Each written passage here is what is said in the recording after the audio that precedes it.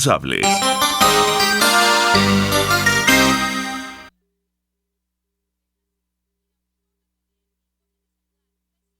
Nueve en punto.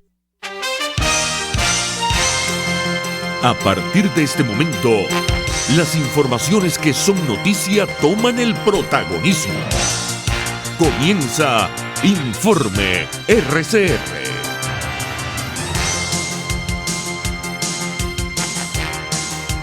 Muy buenos días, bienvenidos a este Informe RCR de hoy, 2 de abril de 2020. Como siempre, estamos trabajando en nombre de Jaime Nestares en la dirección general de la estación, de Willy Zarcaya en la gerencia de producción, de Jackson Vargas en la coordinación de redacción. En la producción de este espacio está Marilia García y en la dirección técnica César Arteaga. Les saluda Argenis Barreto como todos los días y les recuerdo que tenemos un canal en YouTube, se llama rcr.tv. Los invito a que se suscriban y nos den un me gusta. Vamos rápidamente a iniciar esta ronda informativa del día de hoy. Tenemos que el presidente de Estados Unidos, Donald Trump, anunció este miércoles que su administración pondrá en marcha una nueva operación contra el narcotráfico en el hemisferio norte, dirigida principalmente al contrabando de drogas procedentes de Venezuela, México, Colombia y el Triángulo Norte. Por su parte, el secretario de Defensa de Estados Unidos, Mark Esper, denunció que el control criminal de Nicolás Maduro en Venezuela se está aprovechando de esa ilegalidad al aumentar sus actividades ilícitas con la droga. Más detalles de esta información con nuestros colegas de La Voz de América. Estados Unidos anunció una operación antidroga que tiene el objetivo de golpear a los cárteles mexicanos y al gobierno en disputa de Nicolás Maduro en Venezuela. Para ello se movilizó una fuerza naval militar hacia el Caribe y el Pacífico Oriental. Buques destructores, barcos de combate, aviones y helicópteros fueron enviados a realizar tareas de vigilancia cerca del territorio venezolano, casi una semana después de que el Departamento de Justicia estadounidense acusara a Maduro y a otros altos dirigentes de su entorno de tráfico de drogas y otros delitos. Desde el podio de la Casa Blanca, Trump realizó el anuncio acompañado del secretario de Defensa, Mark Esper, quien señaló que el operativo se llevará a cabo en alianza con 22 naciones. El fiscal general, William Barr, por su parte, señaló que este operativo pretende recortar la financiación que Maduro y su entorno reciben del narcotráfico para mantenerse en el poder. Desde Washington les informó Bricio Segovia, de La Voz de América.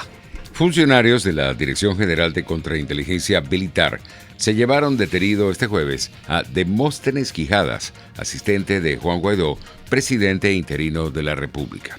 Fabiana Rosales, esposa del presidente interino, denunció esta situación en Twitter. Señaló que los uniformados ingresaron en horas de la madrugada de forma violenta a la residencia de Quijada, donde se encontraban su esposa y su hijo de 8 años de edad. Los funcionarios, vestidos de negro y encapuchados, alegaron que se estaban buscando un caso positivo de coronavirus. 9:06. En otras informaciones tenemos que Jorge Rodríguez, quien tiene a su cargo el Ministerio de Información y Comunicación, anunció en la noche de este miércoles un nuevo caso de COVID-19 en el país, para un total de 144 contagiados. La persona que resultó positivo con este nuevo coronavirus es un abogado de 46 años de edad, quien reside en el estado Nueva Esparta. Por su parte, José Félix Oleta, exministro de Salud y de Asistencia Social, aseguró esta mañana a través de RCR que las cuarentenas no son medidas suficientes para hacer frente a la expansión de esta pandemia. Es un espejismo pensar que se resuelve la pandemia separando a la gente. No, ese es un factor importante y ha sido probado en algunos países ya, pero no es suficiente. Sería una falsa expectativa pensar que todo se va a resolver y sobre todo las orientaciones que nos están dando las autoridades de Organización Mundial de la Salud y la OPS es que las medidas de distanciamiento pueden prolongarse durante un periodo de 2 a 3 meses y por eso debemos estar preparados. Y nos toma en una situación particularmente difícil en un país donde todas estas cosas pues están fallando, los sistemas de salud, los servicios básicos, y tenemos una población que depende del trabajo informal. Así que hay una serie de factores que limitan la eficiencia de estas medidas de contención que no son suficientes. En este sentido, José Félix Oleta, exministro de Salud y Asistencia Social, reiteró su preocupación por la falta de insumos en los hospitales para que los trabajadores y médicos del sector salud puedan atender adecuadamente a las personas contagiadas por el COVID-19. Y insisto sobre estos 3 puntos porque han sido parte de la declaración de la directora de la Organización Panamericana de la Salud. Y si nos preparamos adecuadamente, si estamos unidos ante este reto importantísimo, ante esta amenaza de salud pública que afecta a todos los países del mundo, bueno, la capacidad de respuesta va a ser mejor y el daño a la población va a ser menor. En estos primeros momentos donde se aplican medidas de distanciamiento social, por cierto, en algunos sectores del país no se lleva de una manera adecuada, pero son los mejores momentos para nosotros prevenir y para reducir el impacto sobre el sistema de salud. Específicamente no es que vayamos a evitar todos los casos, porque eso es imposible, pero sí vamos a disminuir el número de casos que se producen en forma casi simultánea y que impactan el sistema de salud y reducen su capacidad porque simplemente hay una demanda importantísima de pacientes que abarrotan las emergencias, como lo hemos visto en otros países, y esas son las experiencias que nosotros debemos estar pendientes para aprender esas lecciones, durísimas lecciones, y pienso pues que el esfuerzo que se tiene que hacer entre todos en este momento es eso, prepararnos para una situación de demanda muy importante de servicios de salud. Entre tanto, en el estado Lara, los hospitales han parado por completo las intervenciones electivas en medio de esta cuarentena social decretada por la propagación del coronavirus en el país. Los que más sufren son aquellos pacientes que tenían alguna operación programada, pues los pabellones en los centros asistenciales funcionan solo por estrictas emergencias. De acuerdo a los datos que pudo recopilar en la prensa, son unas 400 intervenciones electivas las que han sido suspendidas en los últimos 16 días. Traumatología y urología serían las especialidades más afectadas. El especialista dice que es necesario ver cómo se hace para operar a las personas que no han sido intervenidas en los últimos 16 días, pues se estima que el estado Lara tiene una deuda quirúrgica superior a las 10.000 personas. 9:11. Y sobre la situación que están atravesando nuestros hospitales del país en esta cuarentena por el COVID-19, escuchemos el siguiente reportaje que sobre este tema nos prepararon nuestros colegas de Radio Francia Internacional. Es en medio de una economía devastada, una inflación colosal y un sistema de salud colapsado que Venezuela enfrenta a una pandemia que las naciones más prósperas no consiguen detener. ¿Y cómo se enfrenta la COVID-19 cuando los hospitales carecen de los insumos médicos más elementales, cuando en los centros de salud se corta periódicamente la luz, falta el agua, jabón y no hay desinfectante? El cirujano general venezolano Jaime Lorenzo, director ejecutivo de la Organización Médicos Unidos de Venezuela, describe la situación en los hospitales de su país. Aproximadamente un 20-25% de los hospitales a nivel nacional están recibiendo agua de manera continua. El resto tienen que recurrir a pozos profundos, en los cuales muchos de ellos, las bombas de pozo profundo no están funcionando, así como tienen problemas en los motores o las bombas para el envío del agua a los tanques y de los tanques al resto del hospital. Es decir, el agua y la falta de bactericidas o geles bactericidas para el lavado adecuado de las manos es una constante en todos los hospitales del país. Aparte de eso, ya de por sí teníamos deficiencia en el suministro de material médico quirúrgico o consumibles y de medicamentos para darle cobertura a todas las patologías que había en el país. A nivel hospitalario, un altísimo porcentaje de los hospitales no contaban con los productos necesarios para atacar todo lo que está alrededor del COVID, que es decir, la fiebre, la tos seca, y las neumonías por bacterias con el uso de antibióticos adecuados. Para frenar el avance de la epidemia en el último país del continente en declarar casos de COVID-19, el régimen de Nicolás Maduro decretó la cuarentena. En el plano médico, el programa Sistema Patria contempla una encuesta a millones de hogares para que declaren síntomas y médicos visiten casa por casa los casos sospechosos. Una iniciativa que habría que corregir, según el doctor Jaime Lorenzo, al considerar que el personal sanitario no está debidamente protegido. Nuestro gran temor es que este personal que está visitando y buscando de manera activa pacientes se contamine también o también sea un factor de diseminación de la enfermedad a nivel de comunidades. Si el personal de salud se enferma o se convierte en un diseminador de la enfermedad, la situación del número de pacientes, la estadística va a ser un tsunami que nos va a llegar a todo el sistema de salud y a todo el pueblo venezolano. Hasta el miércoles el régimen de Nicolás Maduro había declarado 143 casos en todo el país, mientras su oposición asegura que la cifra es superior. Entre tanto, Carlos Trapani, coordinador general de los Centros Comunitarios de Aprendizaje SECODAP, aseguró que esta cuarentena está afectando a muchos niños en el país. Ya tenemos muchos días, de una cuarentena que es necesaria y evidentemente eso genera transformaciones, cambios, incluso en las rutinas escolares. Y desde SECODAP lo que hemos monitoreado, hay como dos temas importantes de evaluar, ¿no? Como el tema de las escuelas se está desarrollando. Hay un programa del Ministerio de Educación que dice que la familia es una escuela y ahí nosotros consideramos que la familia no puede ser una escuela y no debe ser una escuela. La familia cumple otro rol. Y lo que hemos detectado, es que esta iniciativa, si bien es cierto, hay algunos lineamientos, no ha habido un proceso de acompañamiento. Ya el 1 de abril se inició el tercer lapso.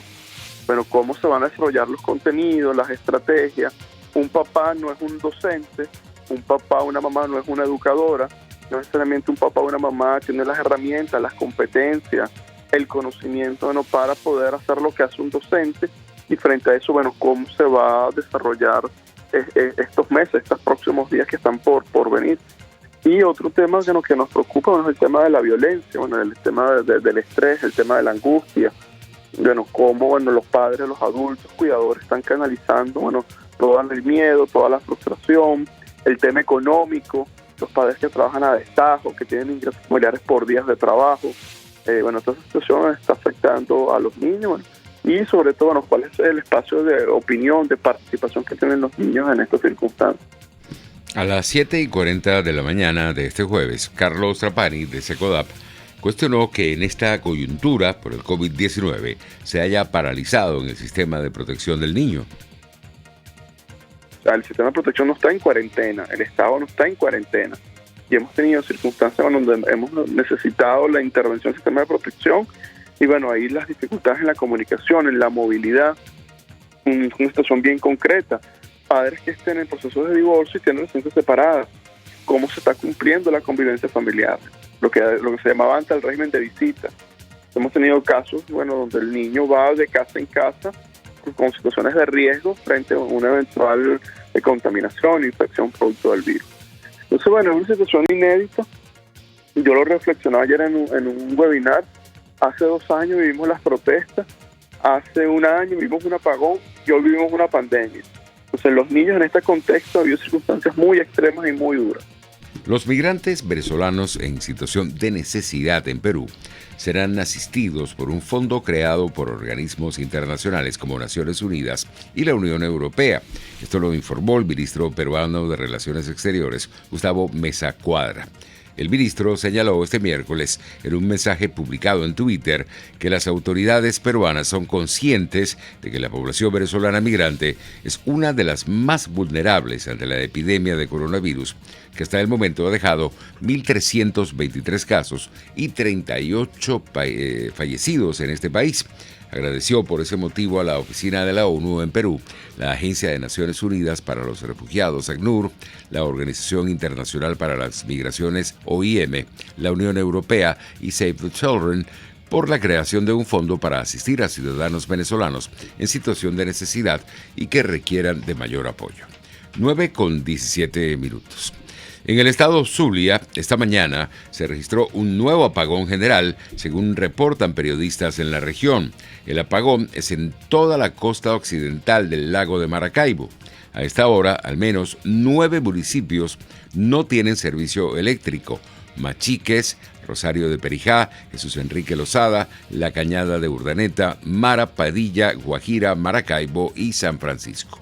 Cabima, Ciudad Ojeda y Santa Rita en este momento tienen luz, reportan en las redes sociales. Muchos de sus circuitos están conectados a las pocas áreas que se mantienen operativas de PDVSA, al igual que Bachaquero. Y ya para ir al corte tenemos que el periodista de NTN 24, Luis Gonzalo Pérez, denunció haber recibido amenazas en su contra, su pareja y su familia por parte de presuntos colectivos chavistas. Escribió en su cuenta de Twitter: he recibido múltiples amenazas en el transcurso del día de distintos números telefónicos a mi celular personal. Dicen tener mi ubicación y que soy un objetivo. Han nombrado hasta a mi madre como parte del hostigamiento. Seguimos trabajando a pesar de las amenazas, denunció Luis Gonzalo Pérez. Por su parte, el CNP Carabobo rechazó las amenazas del presidente de la Asamblea Nacional, Diosdado Cabello, contra la periodista y columnista Charito Rojas en su programa semanal Con el Mazo Dando. Desde el CNP Carabobo rechazamos las agresiones y amenazas contra nuestra colega Charito Rojas a través del programa Con el Mazo Dando y responsabilizamos a Nicolás Maduro y a Diosdado Cabello de las acciones que se puedan generar en contra de nuestra agremiada, quien una vez mencionada en el programa comenzó a recibir ataques a través de las redes sociales. 9:19. Es hora de escuchar importantes mensajes comerciales y volvemos.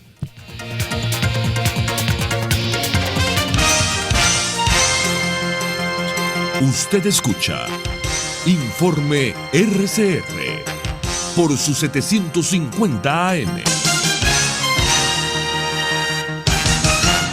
Puedes seguirnos en nuestras redes sociales. En Twitter, @RCR750, la radio que se ve. Porque las oportunidades se dan una sola vez, ni lo pienses. Ávila Gallery está rematando todas sus obras con precios de locura. Pinturas, esculturas, artesanías y mucho más. Llámanos 0414-127-4060. Estamos en el lobby del Hotel Ávila de San Bernardino y en Instagram @Ávila Gallery 1 en número. Recuerda, 0414-127-4060. Ávila Gallery. Ávila Gallery, tu centro de arte moderno. Tu centro de arte moderno. Simón Bolívar, libertador de 5 naciones. Todos los pueblos del mundo que han lidiado por la libertad han exterminado al fin a sus tiranos. Dosis Alternativa es una ventana abierta donde usted hallará respuestas a diversos temas de salud que nos preocupan. La distensión abdominal, muchas personas lo plantean como una enfermedad. Sin embargo, la distensión abdominal, más que una enfermedad o una condición, es un síntoma y es un motivo de consulta sumamente frecuente entre los pacientes que van al gastroenterólogo o que vienen a la consulta de gastroenterología. Dosis Alternativa les hace llegar de una manera sencilla y amena la orientación de profesionales que necesita para comprender y manejar correctamente situaciones de nuestro día a día. Los resultados del laboratorio tienen que ser interpretados con la clínica del paciente.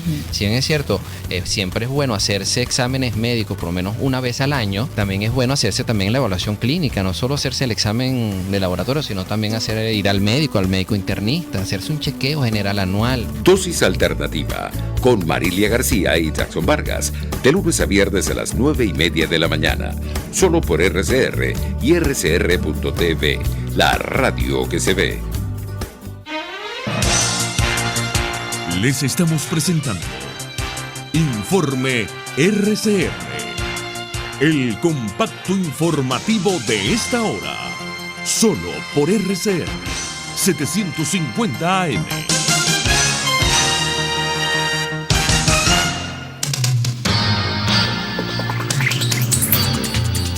9:22. Abrimos nuestra sección internacional destacando que el gobierno de Ecuador retiró 150 cuerpos que yacían en viviendas de Guayaquil luego del caos desatado en esa ciudad por la pandemia del nuevo coronavirus que ralentizó el traslado de las personas que han fallecido por múltiples causas.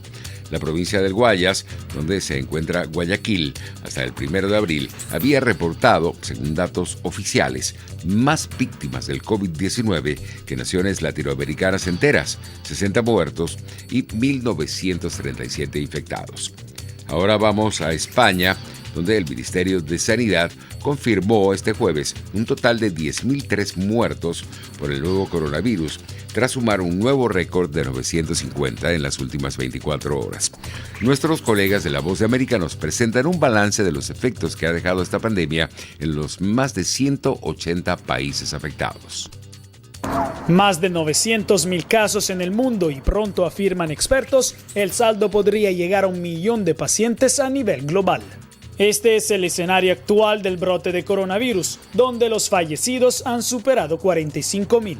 La buena noticia son los recuperados en los 180 países afectados, casi 200.000 personas. Mientras la mayoría del mundo se encuentra bajo restricciones, la OMS recuerda que los bloqueos no podrán ser la única solución, sobre todo a largo plazo. Si vamos a alejarnos de ese enfoque como un medio para suprimir el virus, tenemos que establecer la vigilancia de salud pública, el aislamiento, la cuarentena, la búsqueda de casos, la detección. Tenemos que ser capaces de demostrar que podemos ir tras el virus, porque los bloqueos por sí solos no funcionarán. Alrededor del mundo son varias las noticias. Turkmenistán, que no señala casos, prohibió la palabra coronavirus, suprimiendo así la difusión de informaciones. Mientras China podría ver un aumento masivo de su número de casos porque empezará a incluir a los pacientes asintomáticos. Entre tanto, en Europa, Italia sigue en su fase de estancamiento a pesar de la existencia de 110.000 casos, sin un aumento significativo, pero ninguna reducción de los números. La situación que preocupa es España, que con 102.000 casos podría superar en breve a Italia. Tanto que el famoso entrenador catalán Pep Guardiola envió un mensaje a todos. Extrañamos la vida que teníamos hace unos días, pero ahora es el momento de escuchar, seguir a nuestros científicos, médicos y enfermeras. Volveremos de esto más fuertes, mejores, más amables y un poco más gordos.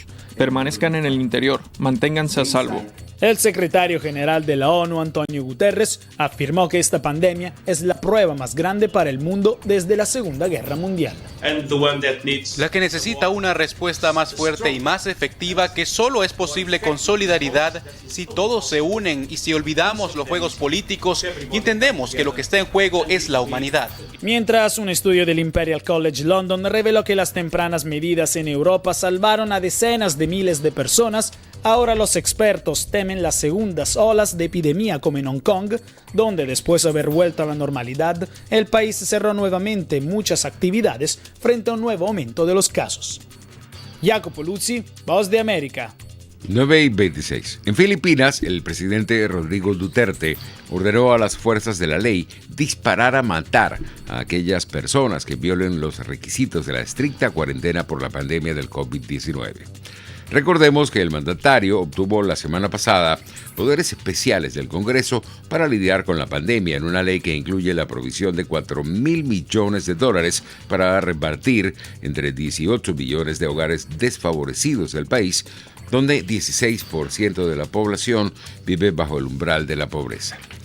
Ya para finalizar, tenemos que un sismo de magnitud 5 en la escala de Richter sacudió este miércoles varias regiones de Colombia sin que hasta el momento se haya informado de víctimas o daños materiales. El temblor ocurrió a las 22:15 hora local y tuvo como epicentro un punto a 6 kilómetros del municipio de Betania, en el departamento de Antioquia, según un informe preliminar del Servicio Geológico Colombiano. 9:27, así estamos llegando al final, pero los invito a que continúen con nosotros porque ya vienen Marilia García y Jackson Vargas con Dosis Alternativa. Será hasta mañana.